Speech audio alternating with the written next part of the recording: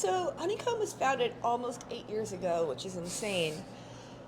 And back then, everything was about monitoring. Like nobody was using the term observability, and we were the ones who kind of originated it. We were trying to find a way to articulate what we were doing was different.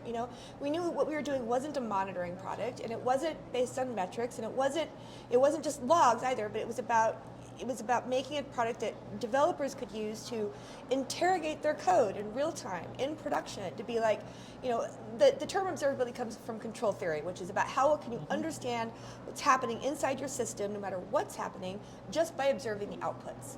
And if you accept that definition, then there's a lot of things that flow from it. You need high cardinality support, you need high dimensionality support, you need traceability, you need to have this like sort of exploratory, open-ended sort of approach, which are all very different from, a metric is just a number with some tags. Like you've discarded all of the context at right time. You're just like, all we have is this number, which means you can only ever ask that question. You can't like slice and dice and recombine it. If you have, say, 100 metrics for your service, and you try to collect a custom metric for every possible combination or permutation, it's something like 10 to the 100.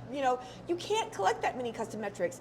And if you did collect them and they turned out to be popular, then they would be extremely expensive. And you still can't slice and dice and ask new questions. You can only ask the questions that you predicted wanting to ask in advance.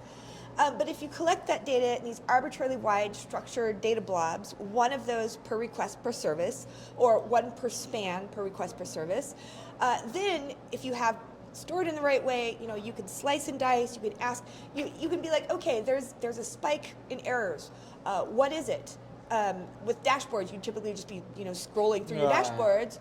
But with Honeycomb, you can just like go, we'll compute for all of the dimensions inside the bubble and outside and diff and sort them. You just draw a bubble and you're like, oh, the thing I care about is different because all of those errors are, say, Android devices using the ice cream build, using this particular region, this particular endpoint with a blob size of over 2 megabits. They're returning 504.